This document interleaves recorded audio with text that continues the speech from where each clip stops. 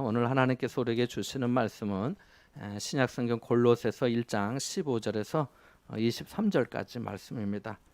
골로새서 1장 15절에서 23절의 말씀 같이 보겠습니다. 제가 가진 성경으로는 신약성경 324쪽입니다. 같이 볼까요? 찾으셨으면 함께 읽겠습니다. 함께 합니다.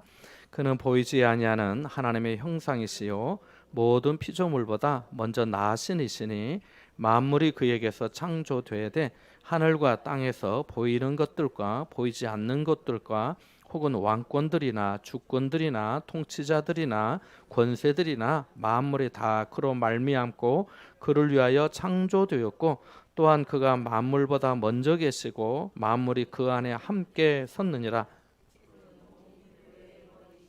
그가 근본이시요 죽은 자들 가운데에서 먼저 나신 이시니 이는 친히 만물의 으뜸이 되려 하심이요 아버지께서는 모든 충만으로 예수 안에 거하게 하시고 그의 십자가의 피로 화평을 이루사 만물 곧 땅에 있는 것들이나 하늘에 있는 것들이 그로 말미암아 자기와 화목하게 되기를 기뻐하심이라. 전에 악한 행실로 멀리 떠나 마음으로 원수가 되었던 너희를 이제는 그의 육체의 죽음으로 말미암아 화목하게 하사 너희를 거룩하고 흠없고 책망할 것이 없는 자로 그 앞에 세우고자 하셨으니 만일 너희가 믿음에 거하고 터 위에 굳게 서서 너희 들은 바 복음의 소망에서 흔들리지 아니하면 그리하리라. 이 복음은 천하 만민에게 전파된 바요 나 바울은 이 복음의 일꾼이 되었노라. 아멘. 제가 신앙생활을 뭐 본격적이라고 말하기는 좀 그렇긴 하지만은 이렇게 꾸준히 다니기 시작한 때는 중학생 때입니다. 그 집에서 근데 이제 많은 반대가 있었습니다. 이런 말씀을 하셨어요. 조상님께 제사를 드려야 할 네가 교회에 다니면 되느냐? 하나님이 어디 있다고 교회에 다니냐? 천국에 가봤냐? 하나님이 있으면 증거를 대봐라. 이런 말씀을 듣기도 했습니다. 제가 다녔던 그 시골 교회는 마루에 방석을 놓고 예배하는 그런 교회였습니다. 물론 지금은 그러지 않지만 그때는 그랬습니다. 이제 교회 갔더니 전도사님이 계셨고 전도사님이 슬기로운 다섯 처녀와 또 어리석은 다섯 처녀 이야기를 재밌게 해주셨습니다. 교회 다닌 지 얼마 안 된 나에게 그 이야기가 귀에 쏙쏙 들어왔습니다. 생각해 보십시오. 이제 그 사춘기여가지고 이성에 호기심이 많은 때였는데 처녀 10명이 등불을 들고 신랑을 기다린다는 이야기가 얼마나 재미있었겠습니까? 전도사님은 이렇게 말씀하셨습니다. 여러분 깨어있지 않으면 신랑 대신 예수님과 혼인잔치에 들어가지 못해요. 신랑이 늦게 오니까 기다리던 10처녀가 다 졸았어요. 다 졸 수 있습니다. 그러나 기름은 충분히 준비해 두어야 합니다. 나중에는 구할 시간이 없어요. 우리는 슬기로운 다섯 처녀와 같이 되어야 합니다. 하면서 침을 튀기셨습니다. 그래서 그렇게 재밌게 얘기를 들었고 그렇게 이제 교회를 다니던 어느 주일날 전도사님이 또 말씀하셨습니다. 여러분 어떤 사람들은 하나님이 어디 계시냐고 합니다. 보여달라는 사람도 있어요. 보여주면 믿겠다고 해요. 하지만 눈에 보이는 것이 다가 아닙니다. 보이지 않아도 있다는 것을 알 수 있어요. 여기 선풍기가 있습니다. 바람이 나옵니다. 그러나 바람은 보이지 않습니다. 잡히지도 않아요. 보이지 않고 잡히지 않지만 우리는 바람을 충분히 느낍니다. 하나님도 보이지 않지만 계십니다. 미국에 가본 사람 있어요? 나는 아직 못 가봤습니다. 그러나 우리는 방송을 통해 미국이 있다는 것을 압니다. 천국도 그래요. 천국도 확실히 있어요. 세상에 왜 교회가 있는 줄 아세요? 하나님이 계시기 때문에 교회가 있는 겁니다. 교회는 하나님이 계시다는 증거예요. 라고 하시면서 또 이렇게 하셨습니다. 이 말씀을 듣고 수긍이 되었습니다. 더 중요한 것은 제 마음에 하나님의 살아계심과 예수 그리스도께서 나의 죄를 대속하시기에 십자가에서 죽으셨다가 부활하심이 믿어졌습니다. 이게 정말 중요했어요. 천국에 대한 소망도 생겼습니다. 그때부터 마음에서 찬송이 나왔어요. 고린도후서 5장 5절에 보면 이것을 우리에게 이루게 하시고 보증으로 성령을 우리에게 주신 이는 하나님이시라고 했는데 성령께서 내 믿음을 보증해 주심을 알게 되었어요. 성령이 아니고는 누구든지 예수 그리스도를 주님으로 고백할 수 없기 때문입니다. 지금도 전도하다 보면은 기독교 신앙에 대해 의심하는 사람을 만나곤 합니다. 어떤 사람은 하나님이 어디 계시냐고 보여줘보라고 합니다. 그러나 이런 말에 우리가 놀라지 말아야 합니다. 예수님의 제자 중에 빌립도 예수님의 말씀을 그렇게 많이 듣고 또 놀라운 기적을 가장 가까이에서 많이 체험하였지만 어느 날 예수님한테 이렇게 말했거든요. 주여, 아버지를 우리에게 보여주옵소서. 그리하면 족하겠나이다. 주여, 아버지를 우리에게 보여주옵소서. 그리하면 족하겠나이다 그랬습니다.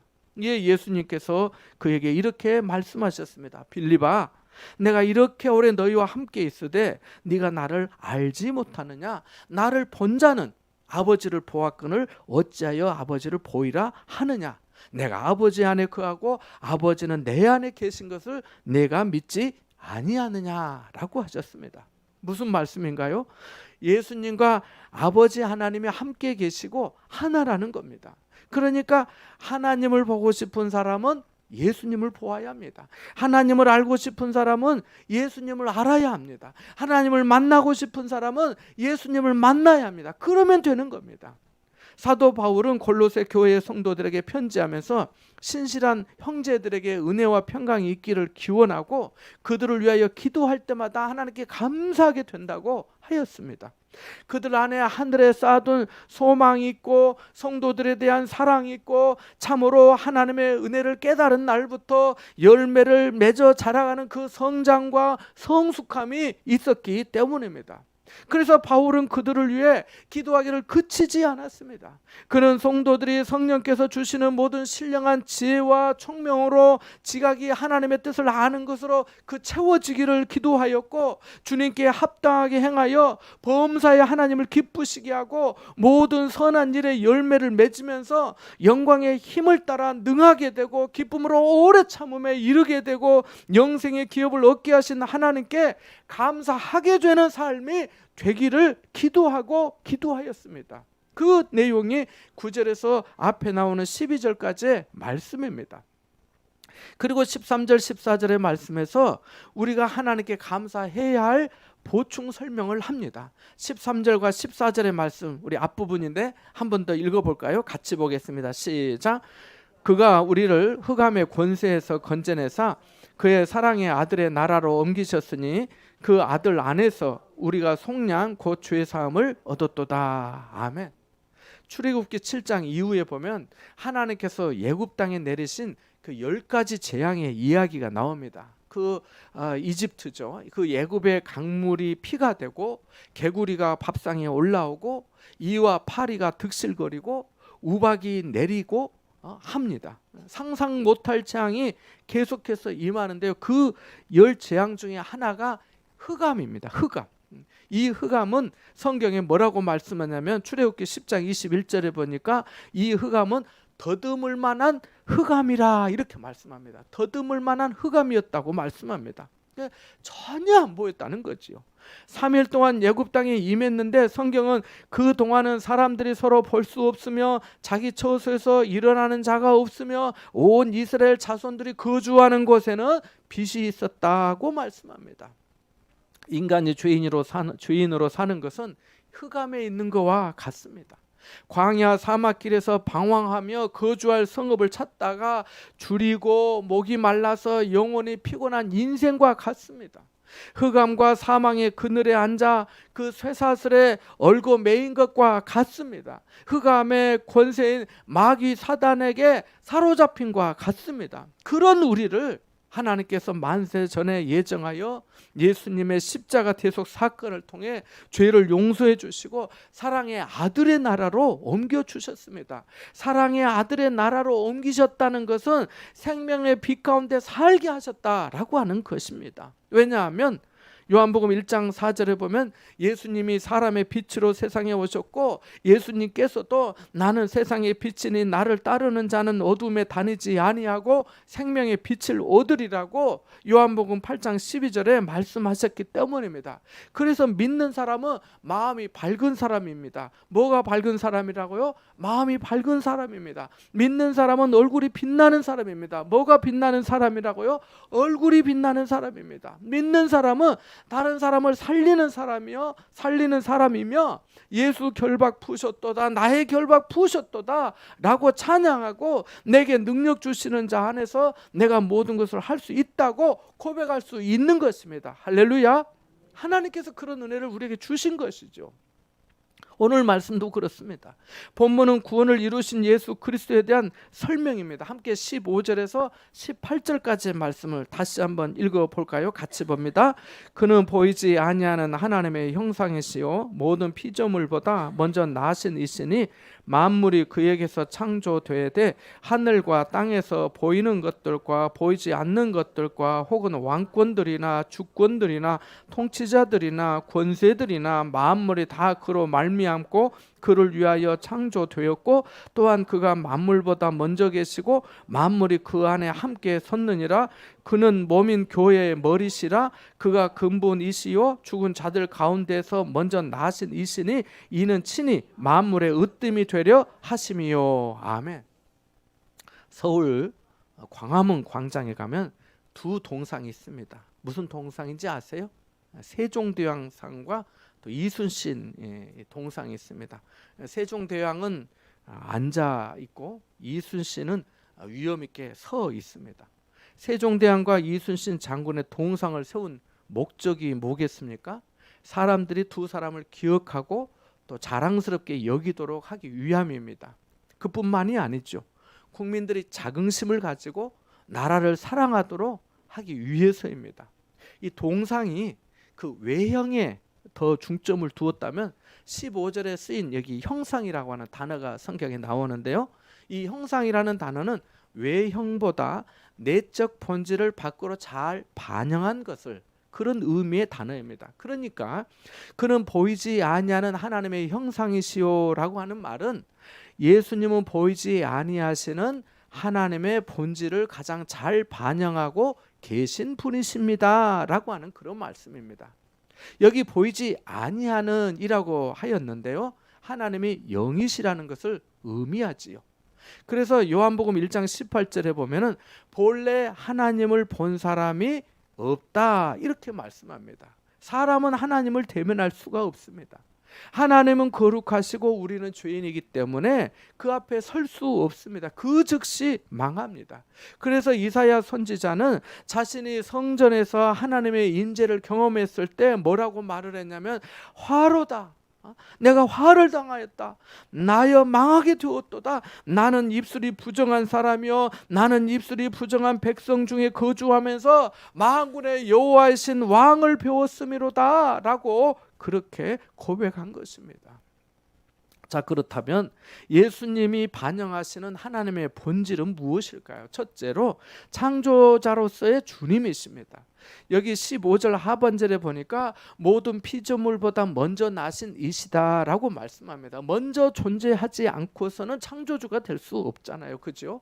16절에는 세 단어가 창조의 관계성을 설명해 줍니다. 그 세 단어는 이 부분입니다. 그에게서, 두 번째는 그로 말미암고, 세 번째는 그를 위하여라고 하는 그 단어입니다. 풀어서 말씀을 드리면 하늘과 땅에서 보이는 것들과 보이지 않는 것들, 그리고 왕권들이나 주권들이나 통치자들이나 권세들이나 만물이, 모든 만물이 예수 그리스도 안에서 예수 그리스도를 통해서 예수 그리스도를 위하여 창조되었다는 것입니다. 창세기 1장 1절은 어떻게 시작합니까? 창세기 1장 1절 한번 외워볼까요? 시작. 태초에 하나님이 천지를 창조하시니라. 2절도 외워보겠습니다. 땅이 안 하겠습니다. 자, 창세기 1장 1절은 태초에 하나님이 천지를 창조하시니라 해서 성경을 시작하는 첫 번째 말씀입니다. 요한계시록이 성경의 마지막 책인데 요한계시록의 마지막 부분과 이 창세기 1장 1절이 상호 연결되는 말씀입니다. 창세기 1장 1절에는 태초에 하나님이 천지를 창조하시니라고 말씀하였고, 요한계시록 21장 1절에는 내가 새 하늘과 새 땅을 보니 처음 하늘과 처음 땅이 없어졌고 바다도 다시 있지 않더라고 말씀하고 있기 때문입니다. 그러니까 우리가 창세기를 읽으면서 천지를 창조하시고 사람을 지으신 하나님을 만나게 됩니다. 그러나 다시 주의 깊게 성경을 읽게 되면은 하나님께서 사람을 지으시면서 우리의 형상을 따라 우리의 모양대로 우리가 사람을 만들고 그들로 바다의 물고기와 하늘의 새와 가축과 온 땅과 땅에 기는 모든 것을 다스리게 하자라고 하신 말씀을 만나게 됩니다. 여기 우리라고 말씀합니다. 우리라고 하는 단어가 삼위일체의 하나님을 의미합니다. 하나님의 예수님 그리고 성령님과 함께 사람을 창조하셨다는 것입니다. 그래서 예수님이 창조주이심에 대해서 히브리서 기자도 1장 2절에 보면 그로 말미암아 모든 세계를 지으셨다고 말씀하고, 요한복음 1장 서두에도 이렇게 말씀합니다. 이 말씀은 곧 하나님이시니라. 그가 태초에 하나님과 함께 계셨고 만물이 그로 말미암아 지은 바 되었으니 지은 것이 하나도 그가 없이 된 것이 없느니라고 말씀합니다. 또한 모든 만물이 아까도 우리 본문에 나왔지만은 그를 위하여 지음 받았다라고 말씀합니다. 자, 그러면 예수님이 정말 이 창조주로서의 권위와 통치를 행사하셨는지를 살펴봐야겠지요. 어느 날 예수님이 제자들과 배를 타고 갈릴리 호수를 건너는 중이었습니다. 성경에 보면 어디는 갈릴리 호수라고 어디는 갈릴리 바다라고 나오기도 합니다만은 사실은 호수라고 하기에는 너무 크고 바다라고 하기에는 작은 곳이 이 갈릴리 호수입니다. 그래서 그렇게 성경을 보시면서 나오면은 그 갈릴리 호수다, 갈릴리 바다다 그렇게 나오면은 그런 정도로 이해를 하시면 좋을 것 같습니다. 이제 배에 타신 예수님은 너무나 고단하여 주무셨습니다. 그런데 갑자기 큰 바람이 일면서 풍랑이 일었습니다. 제자 중에 베드로, 야고보, 요한은 어부로 잔뼈가 굵은 사람들이었기 때문에 웬만한 풍랑은 문제도 아니었습니다. 그런데 그날 풍랑은 예사롭지 않았습니다. 예수님은 주무시고 제자들은 죽을 힘을 다해 키를 잡고 버티었지만 역부족이었습니다. 그들은 할 수 없이 예수님을 깨우면서 주여 주여 구원하여 주옵소서, 우리가 다 죽겠나이다 라고 하였습니다. 예수님이 그들에게 일어나셔서 어찌하여 무서워하느냐 믿음이 작은 자들아 라고 하시면서 바람과 바다를 꾸짖으셨습니다. 그랬더니 바다가 언제 그랬냐는 듯이 아주 잔잔하게 되었습니다. 어떻게 이런 일이 가능하겠습니까? 창조주이시기 때문에 가능합니다. 또한 예수님이 창조주시라면 생명의 주관자여야 합니다. 그렇겠지요.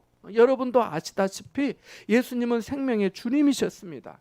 잎사귀만 무성하고 설익은 열매조차 없었던 무화과 나무를 저주하여 뿌리까지 마르게 하셨고, 회당장 야이로의 딸을 죽음에서 일으키셨습니다. 장래 중인 나인성 과부의 아들을 살리셨고, 죽은 지 나흘이나 되어서 그 시신에서 그 부패한 냄새가 났던 나사로도 다시 살리셨습니다. 왜요? 생명의 주관자이셨기 때문에, 생명의 창조주이시기 때문에 그랬던 것입니다. 그래서 나는 부활이요 생명이라고 말씀하신 것입니다. 오늘 본문 18절 말씀에서도 죽은 자들 가운데서 먼저 나신 분이시라고 증언하고 있습니다. 예수님께서 생명이시기 때문에 길이 되시고 진리가 되십니다. 우리가 믿고 의지할 구원자이신 줄 믿습니다. 또 예수님은 다음으로 교회의 머리이시며 만물의 화목자이십니다. 18절 말씀해 보니까 그는 교회의 머리시라고 말씀합니다. 당시 골로새 교회 성도들에게 교회는 이전에 경험하지 못했던 새로운 공동체의 경험이었습니다. 생각해 보십시오. 어떤 그리스의 그 유명한 어떤 학자를 추종하는 그룹도 아니고, 정치적인 목적을 위해서 결성된 집단도 아니고, 친목을 도모하기 위한 모임도 아니었잖아요. 성령 안에서 하나님의 은혜를 깨달은 날부터 하나님께 대한 믿음과 성도들에 대한 사랑으로 열매를 맺어 자라가는 그 공동체였기 때문입니다. 문제는 교회의 주관자, 교회를 인도하시는 분이 누구냐였습니다. 바울은 예수 그리스도께서 교회의 머리이시고 우리는 그 몸을 이루는 지체라고 말합니다. 인간의 지체는 모두 다 이 머리의 지시와 통제를 받습니다. 머리보다 중요한 것이 없고 머리보다 빠른 것도 없습니다. 머리의 지시가 없었는데 뭔가 이상한 행동을 계속 반복한다면 병원에 가서 진료를 받아봐야 합니다. 그렇지 않겠습니까? 계속해서 19절과 20절의 말씀을 다시 한번 읽어보겠습니다. 19절 20절의 말씀입니다. 같이 봅니다. 아버지께서는 모든 충만으로 예수 안에 거하게 하시고 그의 십자가의 피로 화평을 이루사 만물 곧 땅에 있는 것들이나 하늘에 있는 것들이 그로 말미암아 자기와 화목하게 되기를 기뻐하심이라. 아멘. 하나님은 자신의 완전한 신성을 예수님 안에 거하게 하셨습니다. 그래서 우리는 예수님을 통해 하나님의 완전하심과 능력과 영광을 알게 되었습니다. 예수님의 십자가의 피로 하나님과 인간 사이를 화목하게 하실 뿐만 아니라 하나님은 만물까지 화목하게 되기를 기뻐하셨습니다. 그러니까 예수님이 보이지 아니하는 하나님의 형상이시며 만물보다 먼저 계신 분이시고 그분 안에서 그분으로 말미암아 그분을 위해 만물이 지음을 받았다는 것입니다.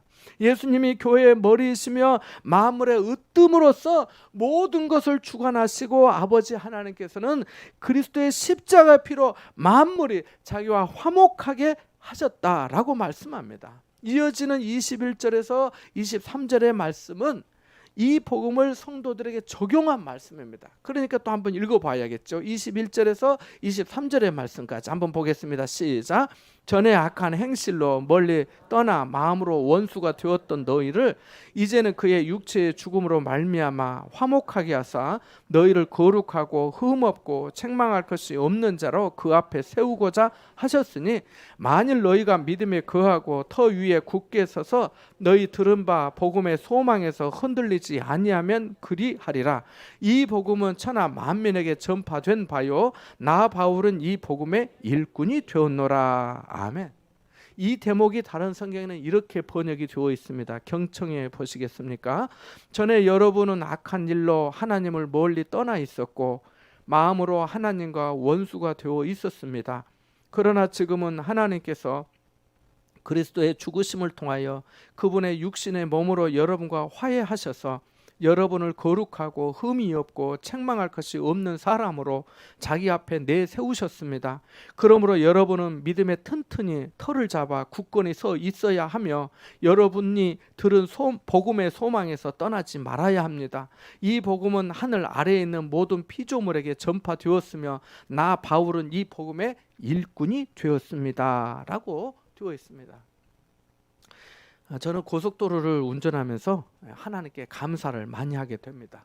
언제 특별히 감사하냐면 졸음 운전을 할 때 하나님께 감사를 많이 하게 됩니다.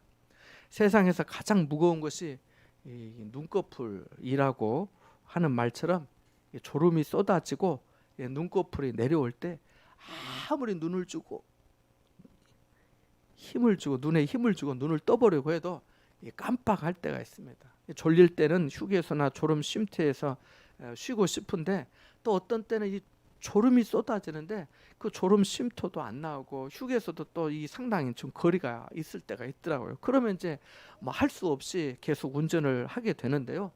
그렇게 하다 보면 말씀드린 것처럼 아무리 눈을 뜨고 정신을 차리려고 해도 이렇게 깜빡하는 그래서 놀랄 때가 있습니다. 정말 얼마 전에도 그랬어. 얼마 전에도 그랬어. 그러면 하나님이 또 나를 살려주셨구나 하면서 하나님 감사합니다 하면서 감사 기도가 저절로 되곤 합니다. 그래서 저는 고속도로에서 하나님께 감사할 때가 또 많이 있습니다. 생각해보면 우리는 하나님을 알지 못하고 알아도 마땅히 감사치 아니하면서 이기적이고 교만하고 또 무지함의 악한 행실로 하나님을 멀리 떠나 원수로 살았습니다. 그러나 예수님이 육체의 죽으심으로 말미암아 하나님과 화목하게 되었습니다.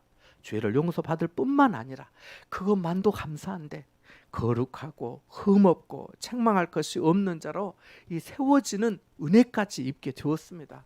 전과 냉정하게 비교해 보면 엄청난 신분의 변화가 일어난 거 아닙니까? 그래서 23절에 만일 너희가 믿음에 거하고 터 위에 굳게 서서 너희 들은 바 복음의 소망에서 흔들리지 아니하면 그리하리라고 말씀한 겁니다. 그래서 바울이 천하 만민에게 전파된 이 복음의 일꾼이 되었다고 자신을 말합니다. 여러분은 지금 어디 믿음에 서 계십니까? 예수 그리스도의 터 위에 여전히 굳게 서 계십니까? 혹시 전에 굳게 서 있었는데 지금은 아닙니까? 전에는 복음의 소망에서 굳게 서 있었는데 그래서 환난과 핍박 중에도 성도는 신앙 지켰네. 이 신앙 생각할 때 기쁨이 충만하도다. 성도의 신앙 따라서 죽도록 충성하겠네 하는 찬송가의 가사처럼 찬송도 그렇게 잘했는데 지금은 아닙니까? 아니게 된 이유가 뭡니까? 주님께서 실망을 안겨주셨기 때문입니까? 주님께서 마음을 불편하게 하셨습니까? 주님께서 주신 은혜가 여러분의 낙심보다 못해서입니까? 그리스도께서 자기 육체를 십자가에 드림이 모자라서 그러신 겁니까? 아니라면 여러분을 낙심하게 하고 실망하게 한 것이 무엇입니까? 예수님이 부활 승천하신 후에 잘 아시다시피 또 역사가 증거하고 있는 것처럼 분명한 사실입니다. 예루살렘과 유대와 사마리아 땅끝까지 지금의 터키, 튀르키예라고 하는 터키와 로마, 그리스까지 복음의 역사가 엄청났습니다. 이 지역이 당시 모두 다 로마의 제국이었습니다. 그래서 누구든지 로마 황제를 주님으로 호칭하고 그에게 분향하며 경배해야 했습니다. 그렇지 않으면 벌을 면하지 못했습니다. 그런데 성도들이 예수 그리스도만의 주님이라 하면서 성도들이 믿음을 지켰습니다. 황제를 인간적으로 존중하지만 신으로 숭배할 수는 없었기 때문입니다. 그래서 황제들은 성도들을 가두고 짐승의 밥이 되게 던지고 화형에 처하였습니다. 그 중에 트라이안 황제도 그랬습니다. 역사에 따르면 트라이안 황제는 로마 역사상 가장 많은 영토를 확보한 군인 황제로 알려져 있습니다. 트라이안 황제 때 성도들에 대한 박해가 가장 극심했다고 말하는 학자도 있습니다. 이때에 로마는 새로운 법령을 공포하였는데요. 법령의 내용은 이것이었습니다. 기독교인만 아니면, 예수 믿는 사람만 아니면 아무리 극악무도한 흉악범이나 살인범이라 할지라도 극형을 받지 않는다는 것이었습니다.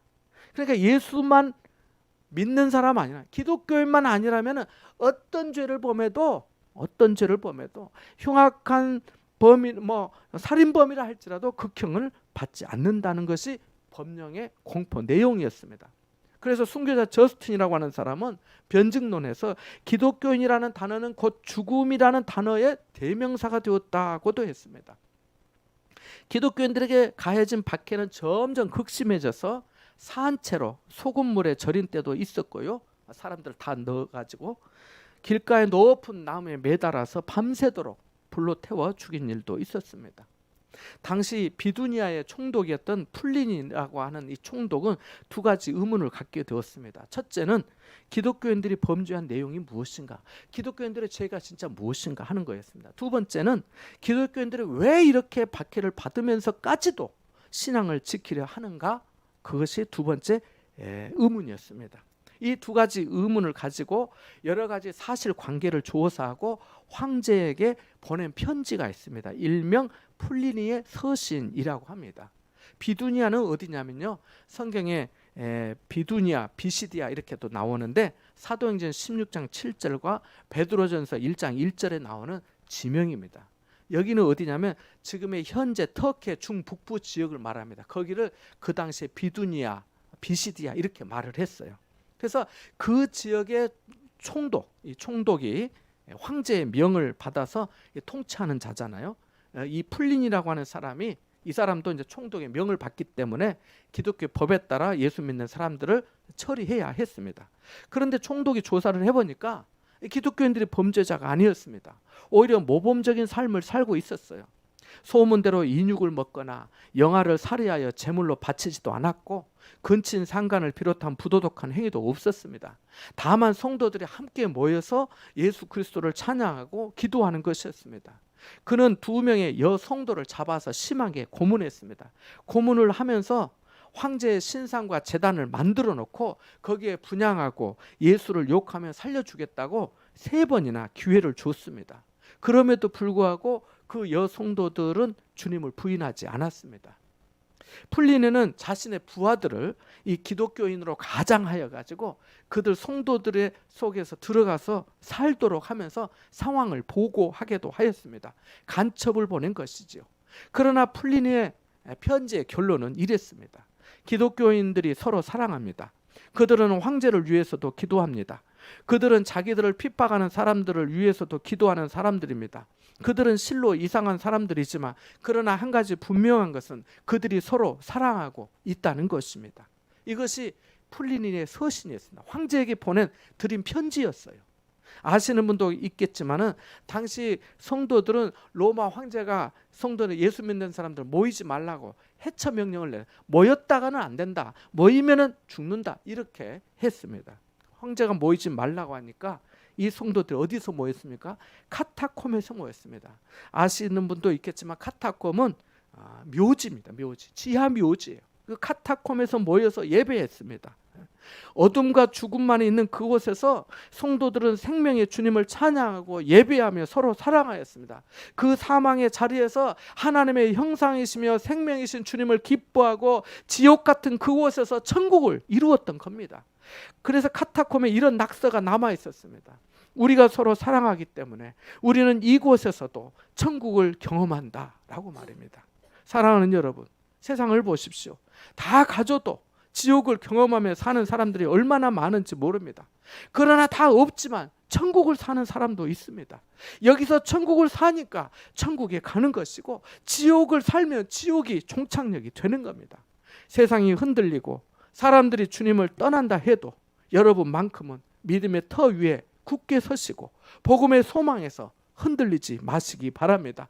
우리의 믿음은 헛것이 아닙니다. 우리는 예수 그리스도를 따르는 바른 길 위에 서 있고 진리를 따르고 있으며 참 생명이신 그리스도를 주님으로 삼고 있기 때문입니다.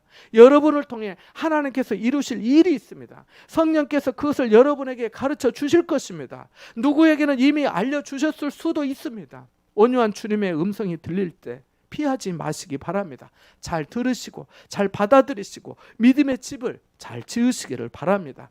그 약속과 말씀을 붙드시기 바랍니다. 성령의 도우심을 구하시기 바랍니다. 이전과 다른 영적 생활을 경험하게 되실 겁니다. 이전에 없던 노래로 주님을 찬양하게 되실 겁니다. 그 평화와 기쁨을 사람들이 발견하고 주님을 찬양하게 될 것입니다. 이와 같은 은혜가 여러분과 함께 하시기를 주님의 이름으로 축원합니다. 잠시 말씀을 묵상하겠습니다.